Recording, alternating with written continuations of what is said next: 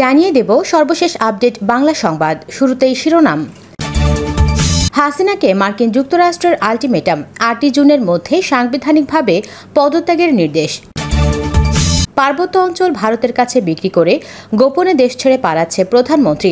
এ বিষয়ে থাকছে বিস্তারিত প্রতিবেদন। এতক্ষণ শুনছিলেন সংবাদ শিরোনাম, এখন থাকছে বিস্তারিত। ক্ষমতাসীন আওয়ামী লীগ সরকারকে কোনো এক অনিশ্চিত শর্তে বলা হয়েছে যুক্তরাষ্ট্রের একজন সিনিয়র কর্মকর্তা, যিনি সম্প্রতি ঢাকা সফর করেছেন, যে শেখ হাসিনা সরকার ক্ষমতা থেকে সরে দাঁড়ানোর কথা বিবেচনা করতে পারে এবং ৮ জুনের মধ্যে জাতীয় সংসদের স্পিকারের কাছে দায়িত্ব হস্তান্তর করতে পারে। সাধারণভাবে আওয়ামী লীগ এবং বিশেষ করে শেখ হাসিনার ক্ষমতা ত্যাগ করার জন্য মার্কিন চাপকে অনায়াসে মেনে নেবে, বিশেষ করে এমন সময়ে যখন দুর্নীতির গুরুতর অভিযোগ ছাড়াও ব্যাপক ক্ষমতা বিরোধিতা রয়েছে। বর্তমান সরকারের বিরুদ্ধে মানবতার লঙ্ঘন, অপশাসন, অন্যান্য বিষয়ের মধ্যে নাম প্রকাশ না করার শর্তে কঠোরভাবে কথা বলতে গিয়ে সূত্র জানায় যে পররাষ্ট্রমন্ত্রী হাসান মাহমুদের সাথে বৈঠকের সময় American deputy assistant secretary Afrin Akter এই বার্তাটি ঊর্ধ্বতন বাংলাদেশি কর্মকর্তাদের কাছে পৌঁছে দেন। বাংলাদেশে অবাধ, সুষ্ঠু, অংশগ্রহণমূলক নির্বাচনের জটিল ইস্যু উপস্থাপনের পাশাপাশি আফরিন আক্তার রোহিঙ্গা শরণার্থীদের বিষয় এবং দুটি গুরুত্বপূর্ণ আমেরিকার থিঙ্ক ট্যাঙ্কের সদস্যদের সমন্বয়ে একটি দ্বিদলীয় আমেরিকান প্রতিনিধি দলের সাম্প্রতিক সফর নিয়েও আলোচনা করেছেন, যিনি পরে সাংবাদিকদের কাছে এটি নিশ্চিত করেছেন। আফরিন আক্তার ও হাসান মাহমুদ এর মধ্যে বৈঠকে বাংলাদেশের পররাষ্ট্র মন্ত্রণালয়ের মহাপরিচালক মাসুদ আলম উপস্থিত ছিলেন। বাংলাদেশের পররাষ্ট্র সচিব তীব্র প্রতিক্রিয়া জানিয়ে বলেছিলেন যে বাংলাদেশের অভ্যন্তরীণ বিষয়ে অপ্রয়োজনীয় বিদেশি হস্তক্ষেপ আপত্তি করে। সূত্রগুলো জানিয়েছে যে শেখ হাসিনার সামনে আফরিন আক্তার দুটি বিকল্প রেখেছিলেন। প্রথম বিকল্পের অংশ হিসেবে শেখ হাসিনার সরকার পদত্যাগ করতে পারে এবং রাষ্ট্রপতি মোহাম্মদ শাহাবুদ্দিনের কাছে দায়িত্ব হস্তান্তর করতে পারে। মার্কিন কর্মকর্তা হাসান মাহমুদের সামনে উপস্থাপন করেন বর্তমান সংসদ ভেঙে দিয়ে একটি সত্যিকারের অবাধ, সুষ্ঠু ও অংশগ্রহণমূলক এবং অন্তর্ভুক্তিমূলক নির্বাচনের পথ প্রশস্ত করার আগে ৮ জুনের মধ্যে বর্তমান আওয়ামী লীগ সরকারের স্পিকার শিরিন শারমিন চৌধুরীর কাছে ক্ষমতা হস্তান্তরের সুপারিশ করেন।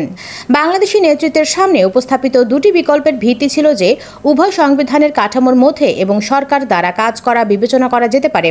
বাংলাদেশের সংবিধানের ৪র্থ খণ্ডের ২য় অধ্যায়ে বলা হয়েছে, প্রধানমন্ত্রী পদ শূন্য হয়ে যাবে যদি তিনি রাষ্ট্রপতির হাতে পদত্যাগপত্র জমা দিয়ে যে কোনো সময় পদ থেকে পদত্যাগ করেন অথবা যদি তিনি সংসদ সদস্য হওয়া বন্ধ করেন।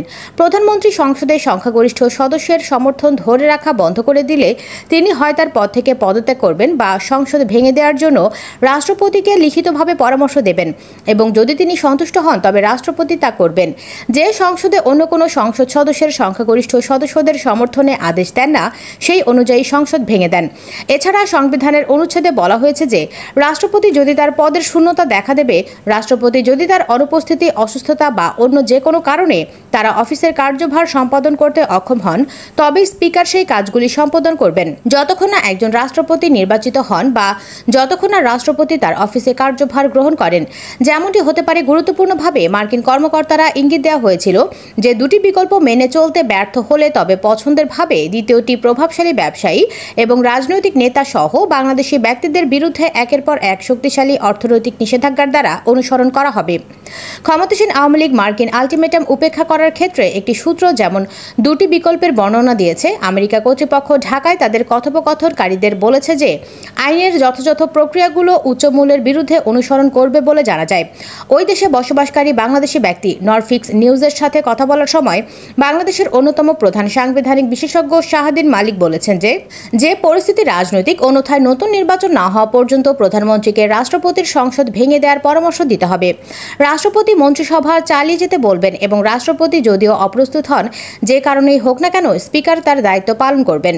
সংবিধানের 15তম সংশোধনীতে প্রচুর ত্রুটি রয়েছে বলে সম্মত হয়ে মালিক বলেছিলেন যে যদি তিনি পদত্যাগের দাবিতে রাজি হন তবে এটি তার জন্য রাজনৈতিকভাবে আত্মঘাতী হবে। মালিক উপসংহারে এসেছিলেন যে শেখ হাসিনা এ ধরনের পদক্ষেপগুলো অস্বীকার করবেন এবং তিনি আশঙ্কা করছেন যে শাসন ব্যবস্থা দমনমূলক হবে। সাংবাদিক ইলিয়াস বলেন, অভিযানে দেখানো হচ্ছে একজন মুসলিম শিক্ষিত যুবক পাহাড়ে যায়। শুধু যায় না শব্দটি ব্যবহার করা হয়েছে, হিজরত করেছে। আটককৃত কেউ না বলেও আইনশৃঙ্খলা বাহিনী হিজরত শব্দটি আবিষ্কার করেছে। চট্টগ্রাম সেনাবাহিনীর ঊর্ধ্বতন এক গোয়েন্দা কর্মকর্তা নাম প্রকাশ না করার শর্তে জানিয়েছে, মূলত জামাতুল আনসার বলে বলে বাস্তবে কোনো সংগঠনের অস্তিত্ব নেই। এছাড়া পাহাড় থেকে অভিযান চালিয়ে র্যাব কাউকে আটক করেনি। দাড়ি টুপি যাদের দেখানো হয়েছে তারা অনেক আগে থেকে র্যাবের হাতে গ্রেপ্তার ছিল। কুকিচিন ন্যাশনাল আর্মি বা KNF এর সাথে প্রশিক্ষণের দাবি করা হয়, সেটাও সাজানো নাটক। ক্রস ফায়ারের ভয় দেখিয়ে তাদেরকে এসব করতে বাধ্য করে। র্যাব নিজেও ভিডিও ধারণ করে সোশ্যাল মিডিয়ায় ছড়িয়ে দিয়েছে। সাংবাদিক ইলিয়াস আরও বলেন, র্যাব পুলিশের হঠাৎ ক্যাপাবিলিটি বেড়ে যাওয়ার মূল কারণ হলো পার্বত্য চট্টগ্রাম থেকে সব সেনা সদস্যকে সরিয়ে আনতে চায় সরকার। যে কারণে সেনাবাহিনী পরিবর্তনের র্যাবকে বিশাল দক্ষ বাহিনী হিসেবে দেখানো নাটক মঞ্চস্থ করা হচ্ছে, যা নিয়ে পার্বত্য চট্টগ্রামে সেনাবাহিনীর মধ্যে তীব্র অসন্তোষ দেখা দিয়েছে। কারণ পাহাড়ে সেনাবাহিনীর সংখ্যা যতই কমানো হচ্ছে ততই ভয়ঙ্কর হয়ে উঠছে যে SS সহ অন্যান্য সন্ত্রাসী বাহিনীগুলো। ফলশ্রুতিতে একের পর এক অতর্কিত হামলায় সেনা সদস্য শহীদ হচ্ছে। প্রশ্ন হলো, কেন, কার সাথে শেখ হাসিনা সব সেনা প্রত্যাহারের চক্রান্ত করছে? বিদেশ ভয় কাটছে না সরকারের। দ্বাদশ জাতীয় সংসদ নির্বাচন শেষ করে সরকার পরিচালনা করছে আওয়ামী লীগ। টানা চতুর্থ মেয়াদের এই সরকারের 4 মাস হয়ে গেছে, কিন্তু দেশি বিদেশি নানা শঙ্কা দূর হয়নি সরকারের। সম্প্রতি দলটির শীর্ষস্থানীয় নেতাদের বক্তব্যেও বিষয়টি বারবার আসছে। কোন সূত্রের বরাত না দিয়ে এই রিপোর্টে বলা হয়েছে, যুক্তরাষ্ট্রকে এখনো সন্দেহের চোখে দেখছে আওয়ামী লীগ সভাপতি ও প্রধানমন্ত্রী শেখ হাসিনার নেতৃত্বাধীন সরকার।